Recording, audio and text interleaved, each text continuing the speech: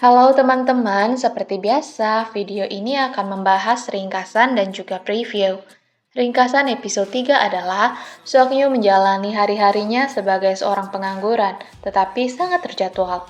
Kadang dia menikmatinya, tapi kadang dia juga bosan. Dia tidak bisa terus-menerus bermain dengan teman-temannya karena teman-temannya juga sibuk bekerja.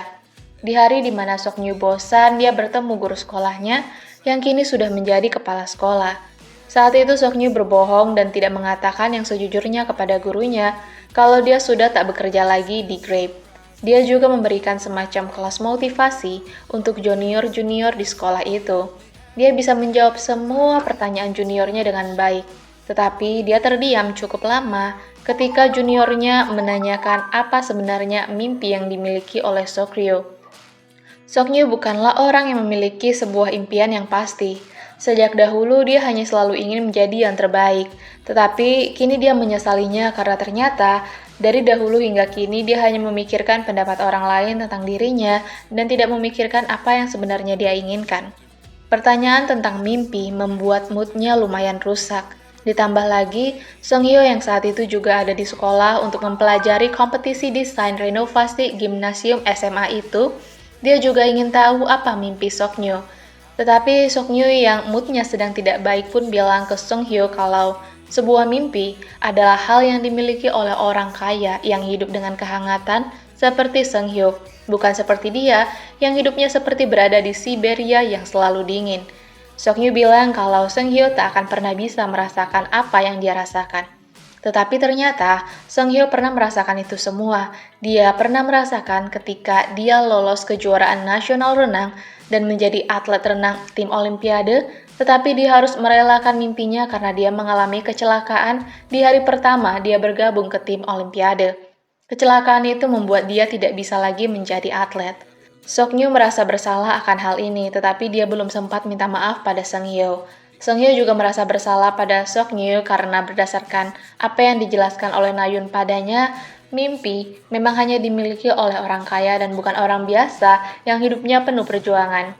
Di episode ini, Songhyo menemukan time capsule yang 10 tahun lalu dikubur oleh 3 sekawan. Dia membaca time capsule milik Soknyu yang isinya sangat lucu. Dia menertawakan surat Soknyu yang ada di time capsule itu, dan dia melompat ke kolam renang agar Soknyu yang tak bisa berenang tidak bisa mengejarnya. Tapi pada akhirnya, Soknyu melompat ke kolam renang setelah Songhyo mengatakan kalau Soknyu yang dulu dia kenal adalah Soknyu yang ceria dan semangat, bukan yang lemah seperti yang dia lihat kini. Karena Soknyu tak bisa berenang, dia sempat membuat keributan di kolam renang, tetapi dia berhasil mengapung di air atas bantuan Songhyo.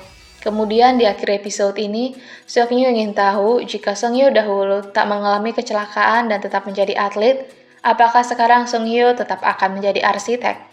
Songhyo bilang kalau dia pasti akan tetap menjadi seorang arsitek. Kemudian ketika Songhyo bertanya kepada Soknyu jika mereka kembali ke masa lalu, apakah Soknyu ingin kembali bekerja di Grape? Soknyu bilang kalau dia tidak mau. Dan satu hal lagi yang ingin Songhyo ketahui adalah, andaikan Soknyu kembali ke hari sebelum pertunangan Soknyu dibatalkan, apa yang akan Soknyu lakukan? Soknyu menjawab bahwa dia bahkan tak mau kembali ke masa itu. Disinilah diperlihatkan cuplikan saat 3 sekawan menulis surat di SMA yang ditulis oleh Songhyo adalah 10 tahun lagi rasanya masih lama. Kau mungkin sudah mengutarakan perasaanmu pada Soknyu kan? Ternyata Songhyo menyukai Soknyu sejak mereka masih SMA. Oke teman-teman, itulah ringkasan episode 3 dan di preview episode 9, Songhyo menyangkal perasaannya pada Soknyu. Dia bilang kalau perasaan itu sudah lama hilang, tapi kenapa dia justru meninggalkan bukti tentang perasaannya pada Songhyo di sebuah surat. Dan yang lebih mengagetkannya lagi adalah, ternyata Moom sudah menggali time capsule itu 10 tahun lalu di malam hari setelah mereka menulis surat yang dimasukkan ke time capsule. Menurutku, ada kemungkinan kalau Moom juga sudah membaca isi surat Songhyo. Sementara itu, preview lain datang dari Songhyo dan Soknyu yang berdebat, di mana Songhyo meminta Soknyu tidak meremehkan usahanya, karena Soknyu sebelumnya bilang kalau sekeras apapun usaha Songhyo, itu akan percuma. Kemudian di akhir preview ini terlihat seorang pria memanggil Soknyu, tapi pria itu dicekik oleh Songhyo. Sepertinya pria itu meremehkan Soknyu di depan Songhyo. Kemungkinan pria itu adalah teman sekolah tiga sekawan yang meremehkan Soknyu karena Soknyu pulang ke Korea setelah berhenti bekerja di Grape. Atau kemungkinan terparahnya adalah pria itu mungkin adalah mantan tunangan Soknyu. Oke, semuanya itulah preview episode 4. Terima kasih telah menonton video saya dan sampai jumpa di video berikutnya.